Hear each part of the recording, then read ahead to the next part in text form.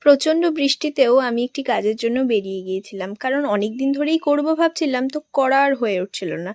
তাই ভাবলাম যে না, বৃষ্টি হোক বা রোদ, আমি তো বের হবই। আনফর্চুনেটলি যেখানে আমি গিয়েছিলাম সেখানে কোনো বৃষ্টিই ছিল না, শুধু আকাশটা খারাপ ছিল। আর আমি গিয়েছিলাম নেল এক্সটেনশন করাতে।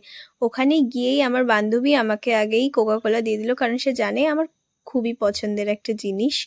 আর তারপরে নেল এক্সটেনশন করাও শুরু করে দিল। আর আমরা না সেরকমভাবে এখন দেখা কিছুই হয় না আমাদের, তাই আমরা অনেকক্ষণ ধরে গল্প-টল্প করছিলাম। দেন ফাইনালি নেল এক্সটেনশন হয়ে গিয়ে আমিও বেরিয়ে পড়লাম। খুব খিদেও পেয়ে গেছিল, তাই ভাবলাম রেস্টুরেন্টে খেয়ে দিয়েই একেবারেই বাড়ি যাব। আর সেখানে অর্ডার-টর্ডার দিয়ে আমরা অনেকক্ষণ বসেও ছিলাম। তারপরে সেখানে অর্ডার-টর্ডার আসার পরে আমরা খেয়ে দেয়ে আবার বাড়ির দিকে রওনাও দিলাম, কারণ আকাশটা প্রচণ্ড খারাপ হয়ে আছে, কখন বৃষ্টি নেমে পড়বে তার কোনো গ্যারেন্টি নেই। আর অনেকটাই দূর আমার